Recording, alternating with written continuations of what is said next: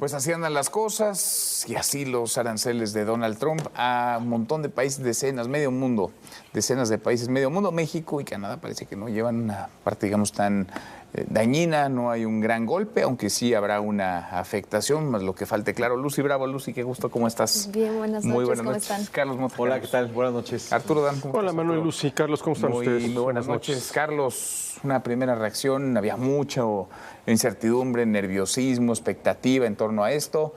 ¿Cómo viste?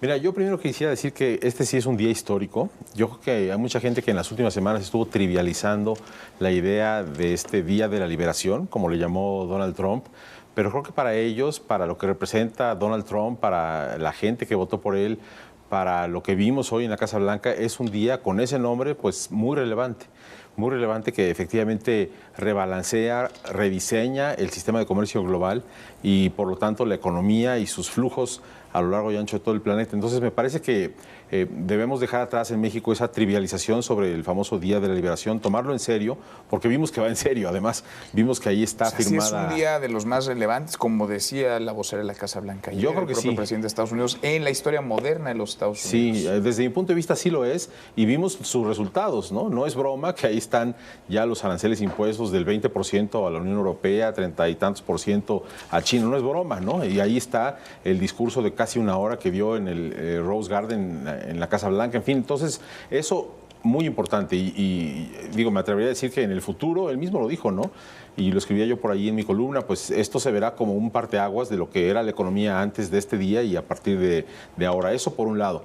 Por otro lado, el origen, la esencia de este movimiento estratégico de Donald Trump hacia el futuro con otros países es el rebalanceo de su famoso déficit comercial que sostiene con muchas naciones, por un lado, y por otro lado la recuperación de la planta manufacturera de los Estados Unidos y el regreso de muchos empleos que él dice se han perdido muchas fábricas a raíz de que se firmó el Tratado de Libre Comercio de América del Norte, y él quiere y prometió a su electorado regresar toda esta planta manufacturera al suelo estadounidense. Entonces creo que eso también es esta esencia que quiere devolver y cumplir a su electorado.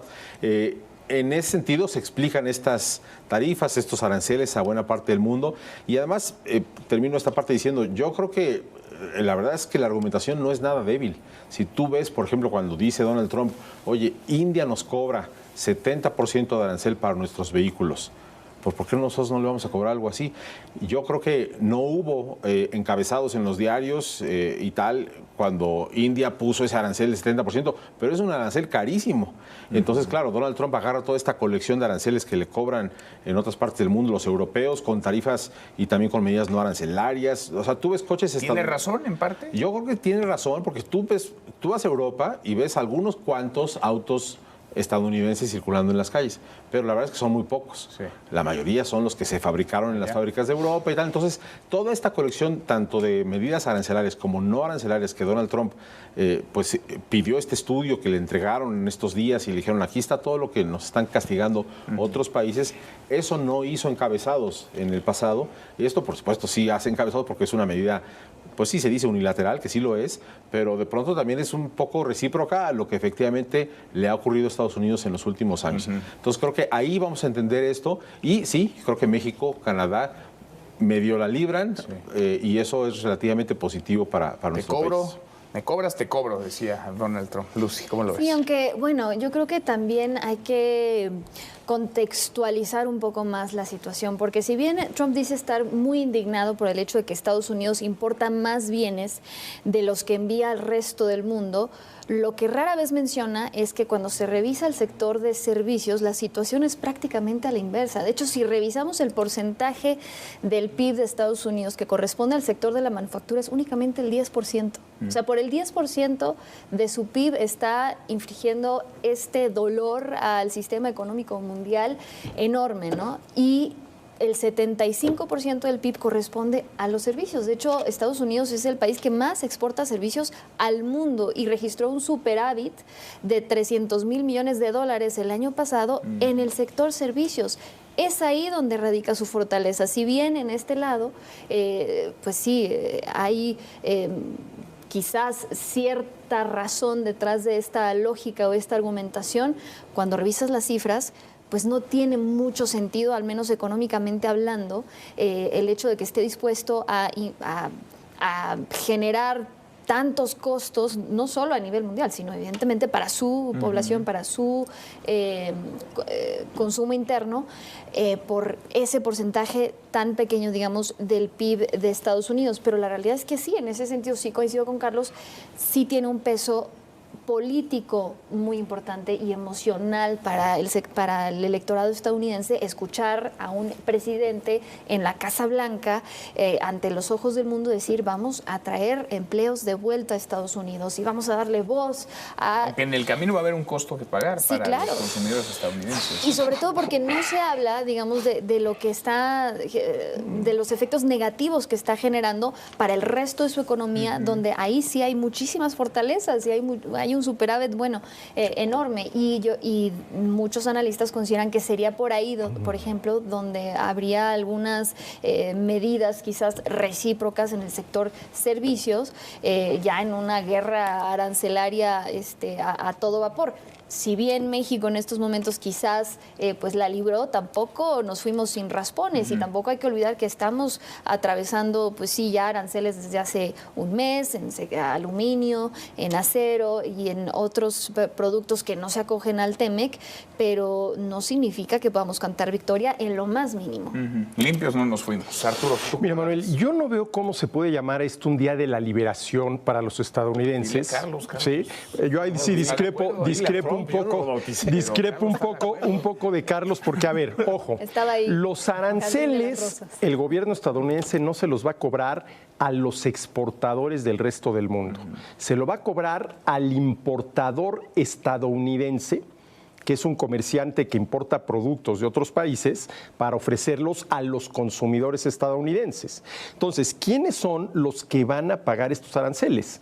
El importador estadounidense y el consumidor estadounidense si el importador logra trasladarle el arancel vía un mayor precio. Entonces, esto es un proceso de liberación, es de una demagogia, Manuel, verdaderamente increíble. Ahora, mira, todo lo que limite, no digamos ya prohíba, el comercio, ya sea al interior de un país o entre países, y de eso es de lo que estamos hablando, del comercio internacional, es algo que atenta en contra del crecimiento económico, de la creación de empleos, de la generación de ingresos, del bienestar de las personas. Y esto es precisamente lo que van a hacer estos aranceles, contraer el comercio internacional, afectando la producción, la creación de empleos, la generación de ingreso en los países afectados. ¿Tiene razón Trump para imponerlos? No. ¿Tiene argumentos para de ninguna manera? ¿No? A ver, desde el punto de vista neomercantilista, digámoslo así, quiero que se regresen esos empleos a Estados Unidos,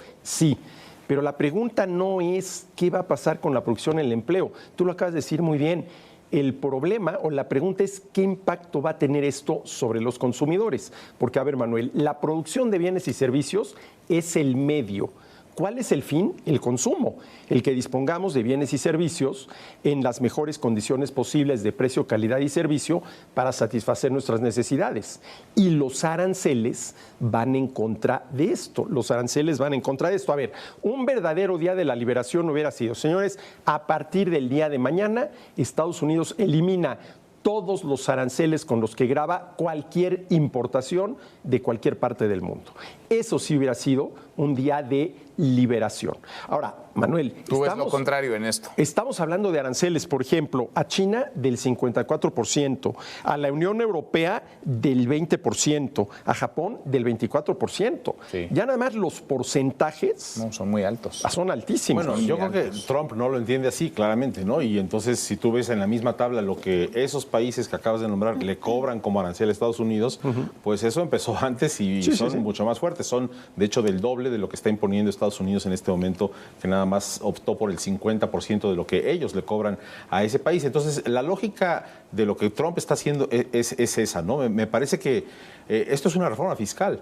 O sea, esta es una especie de, en lugar de cobrarle mayor impuesto sobre la renta a las corporaciones estadounidenses, lo que está haciendo es cobrarle al importador, como bien están explicando, que efectivamente pues lo que venga de afuera pues nos va a generar más ingresos. Y además con el colofón de que efectivamente está habiendo anuncios muy importantes de inversiones extranjeras para llegar con fábricas a Estados Unidos. Hablaba de no solo empresas como el Eli Lilly o como Apple, ¿no? También la empresa de Taiwán, ¿no? Esta que hace los semiconductores y los chips, y Hyundai, por ejemplo, que anunció una fábrica gigantesca, creo que $20,000 millones para poner 2 o 3 fábricas en Tennessee de autos que vienen de Corea. O sea, ¿le puede salir bien? Bueno, está ocurriendo que sí están anunciando cada semana y las empresas están, o sea, yo he hablado con empresarios de varias partes del mundo y de Asia que me dicen, ya no vamos a favorecer a México con nuestras inversiones en los siguientes años, vamos a fortalecer nuestras inversiones en Estados Unidos. ¿Por qué? Por los aranceles. O sea, eso sí está ocurriendo. Sí está pasando. Pero, ahora, a ver, Manuel, ¿cuál es la manera correcta de atraer inversiones directas? Bajando los impuestos. En eso yo estoy totalmente de acuerdo.